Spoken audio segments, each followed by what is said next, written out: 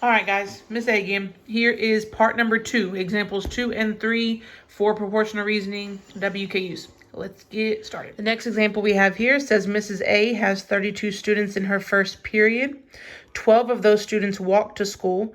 What percentage of first period does not walk to school? So let's look at what we have here. We know that Miss A has 32 students in her first period. So first period equals 32. 12 of those students walk to school. So of this 32, 12 equals walk.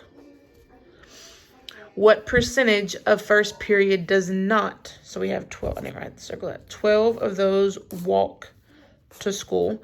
The question wants to know what percentage of the first period does not walk to school. So this number does not tell me how many don't walk. This one tells me how many do walk. So all I have to do to figure out how many don't walk is I need to take the total and subtract the amount that do. You get 0 and you get 2. So now we have 12 walk and 20 don't walk. You can see here they add up to 32, which is exactly what we want. Okay, so now that we know how many walk and how many don't walk, now we can answer the question. The question was, what percentage of first period does not walk to school? So just like on the previous problem, I'm going to set up a WKU. Again, this is just a proportion. This is how I personally do it. It's not the only way to get it done. So here's my WKU. My word ratio is what I'm talking about. The question's asking me for the percentage that does not. So doesn't. That doesn't. We want how many don't walk and then the total. So this is going to be the amount that doesn't walk to school. This is going to be the total number. So I know the ones that I'm going to change that. I don't like the way. We're going to change that to don't. I don't know why I put doesn't. The number that don't walk to school is 20. And then the total number was the 32. So 20 out of 32 don't walk to school. We want the percentage. So just like on the previous problem, whenever we're solving for the percent, we don't know the percent that don't walk. So that's my X. But I do know that the total has to be 100%. Your total has to be 100 because that's what a percentage is always compared to. Okay, so now we have our proportion here that we can pull out, that 20 over 32 equals X over 100.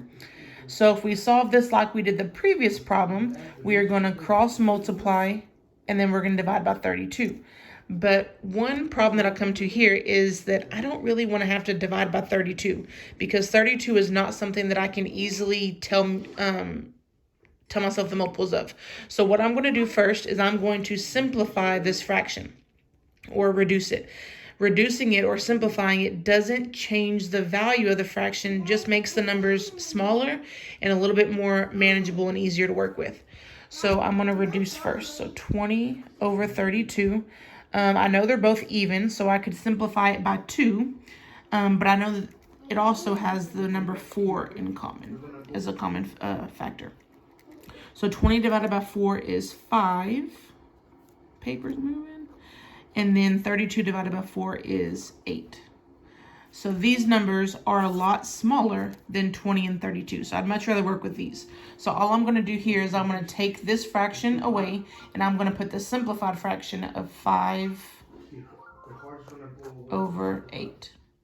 So again, these two are equal. They have the same value, just different numbers. So now instead of 20 over 32, we have 5 over 8 equals, and this part doesn't change. All right, so we simplified first, and now I can cross multiply and divide. So 100 times 5, and then we're going to divide by 8. 5 times 100 should be pretty easy. That's 500. And then we divide by 8. 8 cannot go into 5. 8 can go into 50 6 times, which is 48. Subtract Put the borrow to 10. 10 minus 8 is 2. And then bring down your 0. 8 goes into 20 2 times, which is 16. We get a remainder of 4. All right, so we have a remainder. I'm not allowed to stop until I get a remainder of 0 or it starts repeating. So all I have to do here in order to keep on dividing without changing the problem, I'm going to put a decimal and then a 0 and then drag the decimal up and the 0 down. And then now we can see that 8 goes into 40 5 times. 40, remainder of 0, so I can stop. So once I get my my value, my answer to my division problem, that is my final answer. So that's 62.5 out of 100, which is 62.5%. And the question was, what percent of first period does not walk to school? So 62.5 don't walk. 62.5% don't walk to school.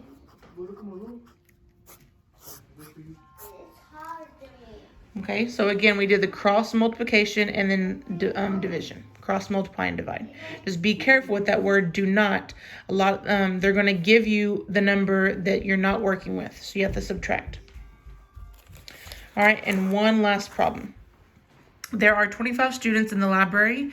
If 20% have on a blue shirt, how many are not wearing a blue shirt? So again, we have that not. It's going to be kind of tricky. So we have 25 students that are in the library. 20%, so we have a percentage this time. We haven't had one of those yet. 20% have on a blue shirt. The question is, how many are not wearing a blue shirt? How many are not wearing a blue shirt? So we know there are 25 total students. We know that 20% equals the ones with blue. We want to know the number not wearing blue. We want to know how many do not wear blue. So again, I'm going to set up a WKU for this problem. But before we get started there, we know that we're solving for the ones that are not wearing blue. We don't have anything representing that number yet. So if 20% of them are wearing blue, if 100 is my total, obviously, then just subtract 100 minus 20, and we get 80% is left over. So 80% are not wearing blue. Now, if this question was asking me for the percentage, I'd be done. The answer would be 80, but it's not quite that simple. So we are going to set up a WKU.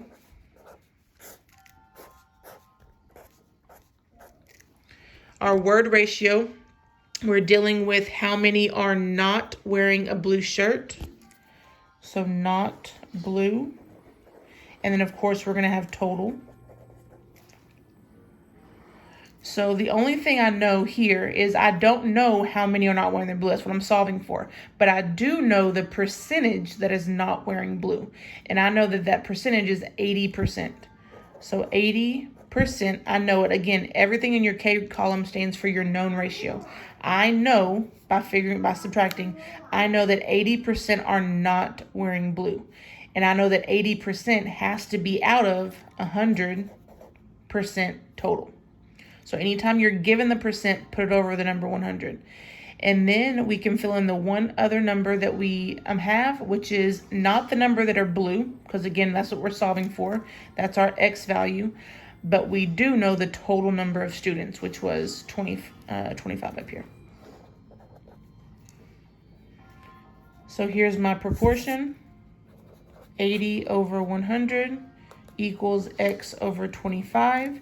And if we were to solve it like we would the last two problems, the first option we would have would be to multiply 80 times 25 and then divide by 100. Or you could simplify first. You could reduce this by simply crossing off a 0 and then multiplying 8 times 25, dividing by 10. But I'm actually going to show you another way you can solve it. So instead of cross multiplying and divide, now this way does not work every single time, but in this case it does. If you look at the numbers that are side by side, now I can't get from 80 to x because I don't know what x is yet, but I can get from 100 down to 25. So if we look at that direct relationship, I can take 100, divide by 4 to get 25. My hand's starting to shake, guys. 100 divided by 4 equals 25. So all I have to do to keep this an equivalent fraction here, which is what this is, these have to be equal, is I need to divide by the same thing. So if I took 100 divided by 4 is 25, 80 divided by 4 will get me my final answer. So 80 divided by 4 gets me 20. You also, just so you can see it here, you also could have reduced this fraction first. I covered it up earlier by just basically dividing by 10, which is just crossing off 1 0 from each number, because 10 has 1 0. It's the same thing. You can just cross them off. So simplify that way. And then now we have 8 over 10 equals x over 25. And then you could have cross multiplied and divided. Okay? So that is, to me, I think this is the easier way. Is if you can see, if you're really good at seeing numbers and relationship with numbers in your head, this is the easier way to go. It's a little bit quicker of a process than having to multiply and divide. But the only thing is this way will not work every single time. Doesn't always come out in your favor. So you can pick whichever way you like. The cross multiply and divide will work every single time though. So hopefully these 3 examples were helpful. Like I said, it does go with choice board option C2. That's where I came up with my examples from. Hopefully you find this video helpful. Let me know if y'all have any questions. Bye, guys.